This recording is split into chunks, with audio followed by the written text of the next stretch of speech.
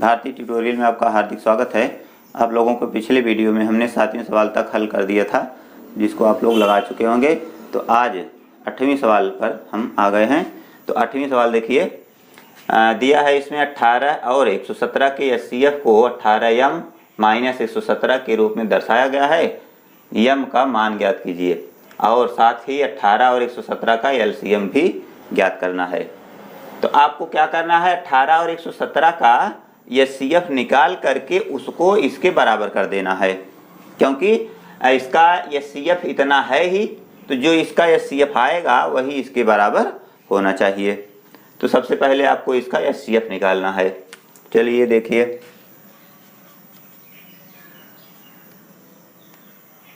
अठारह और 117 का एचसीएफ, इसका एचसीएफ कैसे करेंगे, गुणनखंड कर लीजिए। तो 18 को तोड़ दीजिए 2 × 3 × 3 और 117 को तोड़ दीजिए 117, 13 9 117 होता है। तो 9 को तोड़ेंगे तो 3 × 3 और हो जाएगा 13, 3 × 3 = 9, 13 9 117। तो इसका खंड हो गया। अब इसका पहले एचसीएफ निकाल लीजिए।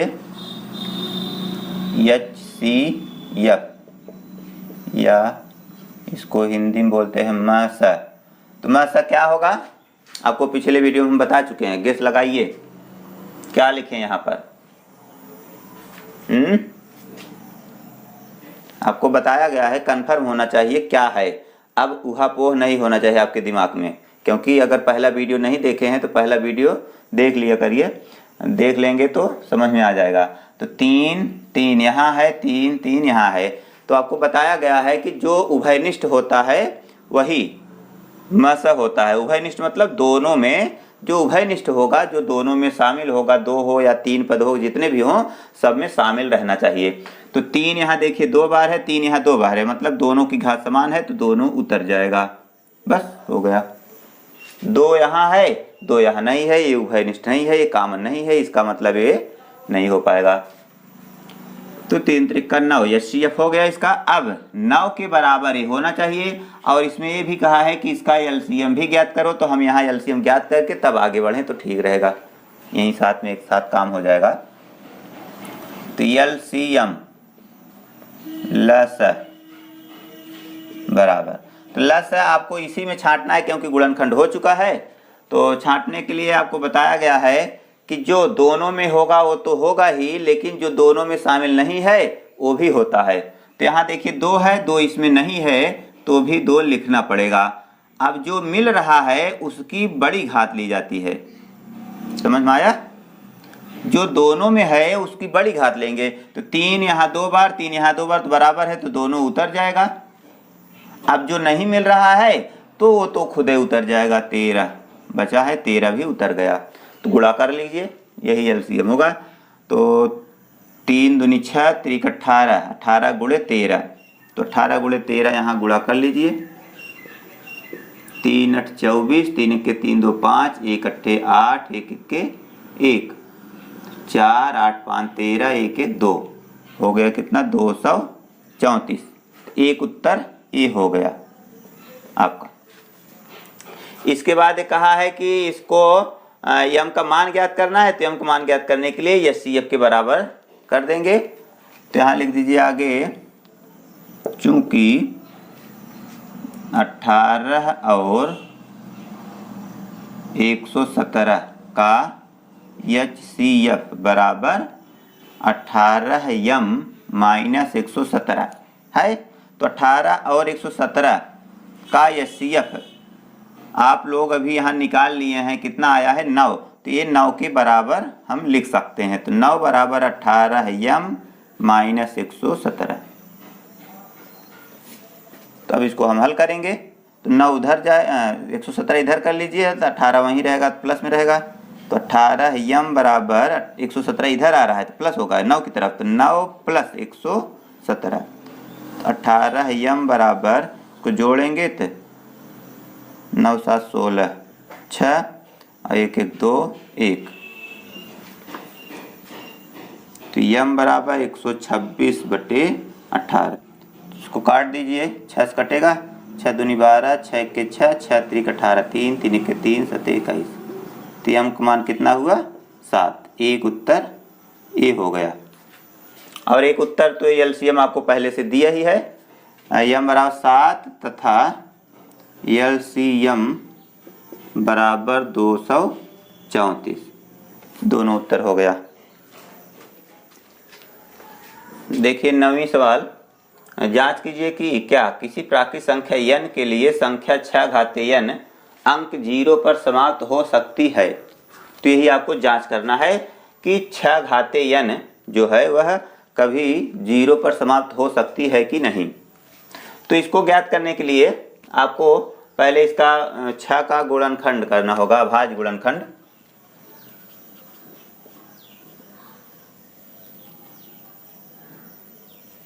छह घाते n के अभाज्य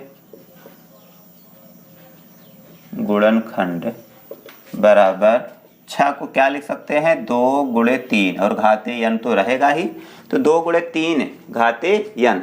तो यहाँ देख रहे हैं 2 गुणे 3 है, केवल 2 ही गुणनखंड है, 2 गुणे 3 घाते n है।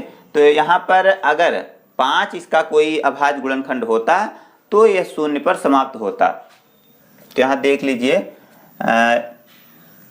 चूंकि 6 घाते n के अभाज्य गुणनखंड में कोई भी गुणांक 5 नहीं है,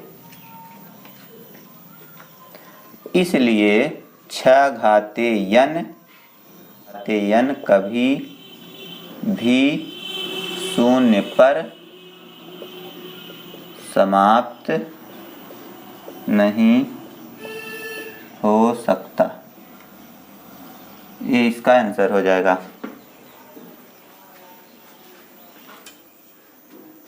देखिए 10वीं सवाल में दिया है, व्याख्या कीजिए कि 7 गुणे 11 गुणे 13 प्लस 13 और 7 गुणे 6 गुणे 5 गुणे 4 गुणे 3 गुणे 2 गुणे 1 प्लस 5 भाज्य संख्याएं क्यों हैं। तो ये भाज्य संख्याएं क्यों हैं, चलिए इसकी आगे देखते हैं ये भाज्य क्यों हो रही है।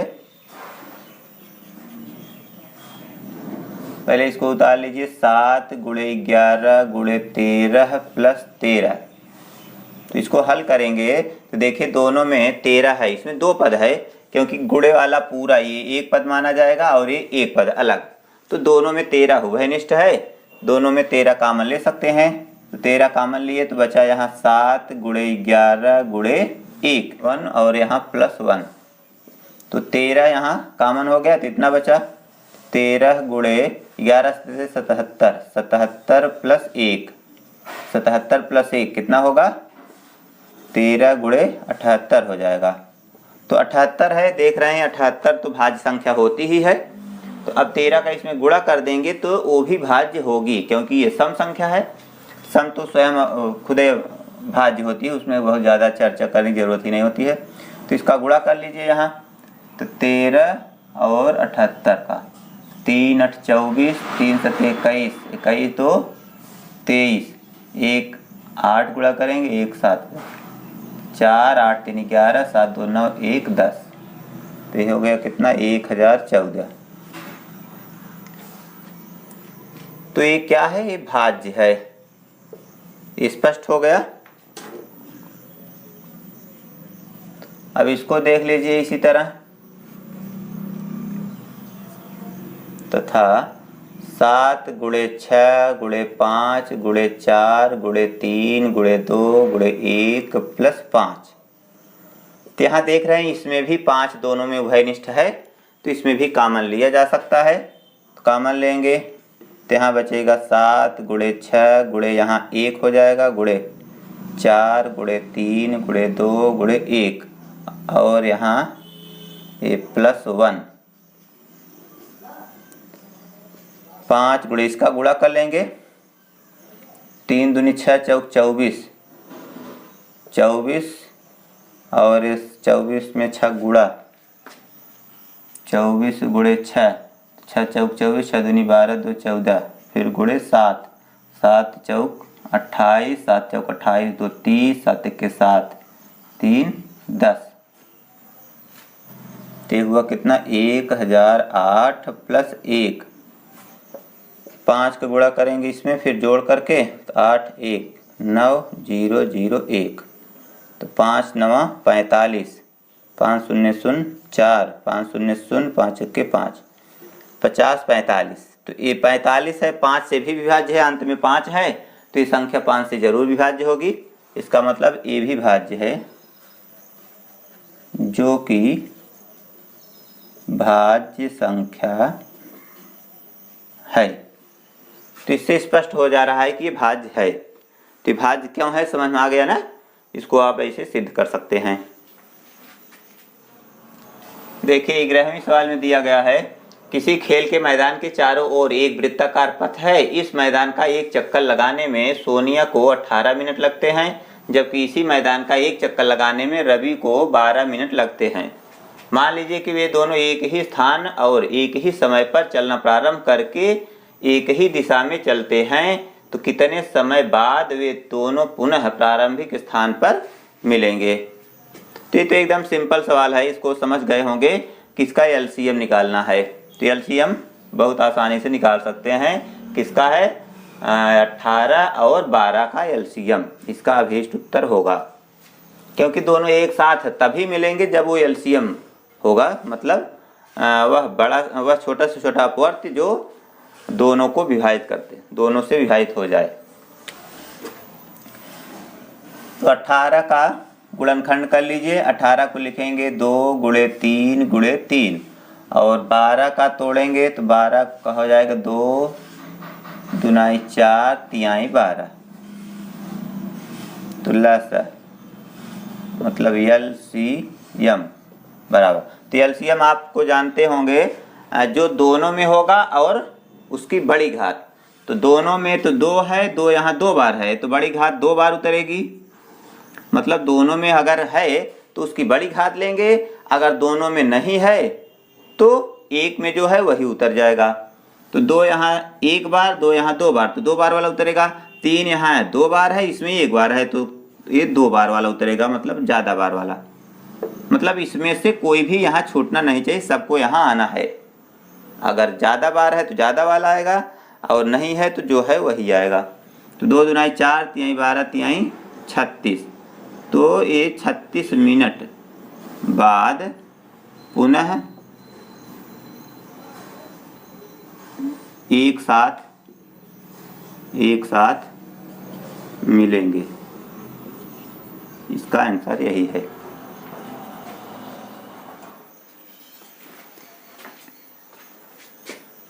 बारहवीं सवाल दिया है, नीचे दी गई आकृति में x तथा y के मान ज्ञात कीजिए।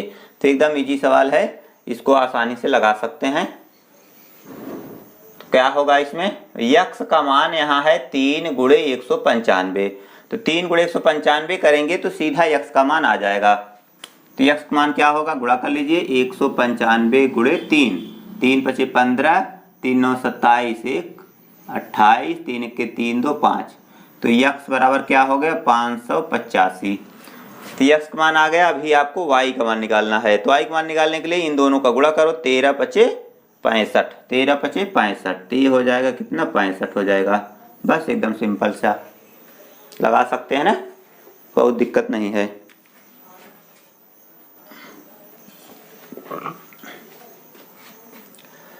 तेरहवीं सवाल है, व्याख्या कीजिए कि 7 गुणे 13 गुणे 11 प्लस 11 और 7 गुणे 6 गुणे 5 गुणे 4 गुणे 3 गुणे 2 गुणे 1 प्लस 3 भाज्य क्यों है। अभी पिछली सवाल में हम बताए थे आपको, 10वीं सवाल में था एकदम इसी टाइप का, तो ये एकदम मिल रहा है उसी टाइप का है। तो ऐसे इसको भी हल कर सकते हैं। देखिए यहाँ 11 है, यहाँ भी 11 है, कॉमन हो सकता है, यहाँ 3 ये भी कॉमन हो सकता है, इसलिए भाज्य अवश्य होंगे। चलिए देखिए 7 गुणे 13 गुणे 11 प्लस 11, तो यहाँ 11 कॉमन लेंगे, तो यहाँ बचेगा क्या 7 गुणे 13 गुणे यहाँ 1 हो जाएगा और प्लस 1 यहाँ, तो 11 इसको गुणा करेंगे 13 सत्ते 91 प्लस 1 बचा। 13 सत्ते 91, 1 के 91 और प्लस 1, फिर 11 का इसमें अभी गुणा होगा तो 91 1 92, गुणा कर दीजिए। 11 दूनी 22, 11 9 99, 2 जुड़ेगा तो 101 हो जाएगा। 101 मतलब 10 12। तो यहाँ देख रहे हैं ये सम संख्या है जो कि भाज्य है, जो कि भाज्य है, क्योंकि सम संख्या में 2 को छोड़ करके सभी संख्याएं भाज्य हैं ना, ये तो जानते होंगे। 2 भाज्य नहीं है, 2 अभाज्य है। 2 क्या है? सबसे छोटी अभाज्य संख्या है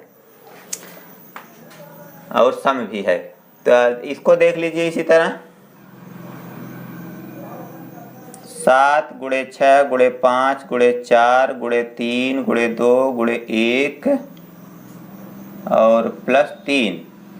तो यहाँ देखिए 3 कॉमन हो रहा है, तो 7 गुणे 6 गुणे 5 गुणे 4 गुणे यहाँ 1 हो जाएगा, गुणे 2 गुणे 1 प्लस 1, यहाँ ये वाला कोष्ठक लगेगा। 3 इसका गुणा कर लीजिए, 4 दूनी 8 पंचे 40 छक 40 छंग 4 छंग 24 240 हो गया प्लस 1। फिर 3 गुणे इसका गुणा करेंगे 0 7 चौक 28 7 दूनी 14 2 16 प्लस 1, तो 3 गुणे 1681। फिर 3 गुणा करेंगे 3 1 के 3 3 अठे 24 3 छक 18 2 20 3 1 के 3 2 5 50 43, जो कि भाज्य संख्या है। अब आप लोग सोचेंगे कि ये भाज्य कैसे पता लगा, तो यहाँ देखिए 1681 भाज्य है, क्योंकि 1681 41 गुणे 41 है, पूर्ण वर्ग संख्या है, 41 गुणे 41। तो इसका मतलब ये 41 से कटेगी, तो जब ये 41 से कटेगी तो जब इसका हम गुणा कर लेंगे तो ये भी 41 से कटेगी, इसका मतलब ये भाज्य है। समझ गए ना? 41 गुणे 41 क्या होता है? 1681 होता है, इसलिए ये भाज्य है। समझ गए ना कि भाज्य क्यों है? तो इस तरह से आप लोग आसानी से लगा लेंगे। 14वां सवाल देखिए, नीचे दी गई आकृति में x y z का मान ज्ञात कीजिए। तो x का मान क्या होगा? इन दोनों का गुणा होगा, तो जब इन दोनों गुणा कर देंगे तो x का मान मालूम हो जाएगा। फिर इसी तरह यहाँ इन दोनों का गुणा इतना होना चाहिए, तो चूंकि हमें y निकालना है तो इसका इसमें भाग देंगे तो अपने आप ही बच जाएगा, क्योंकि इन दोनों का गुणा इतना है, तो जब हम 3 भाग देंगे तो y अपने आप बचेगा। चलिए हम इसमें 2 गुणा करेंगे तो x का मान मालूम हो जाएगा। कितना होगा? 2 1 के 2 2 8 16 2 3 6 1 7 2 3 6 67 62। फिर अब हमें y का मान निकालना है, 3 किस में भाग देंगे? 3 1 के 3 3 1 के 3 3 दूनी 6 2 बचा 3 7 21 1127। तो 1127 y का मान हो गया।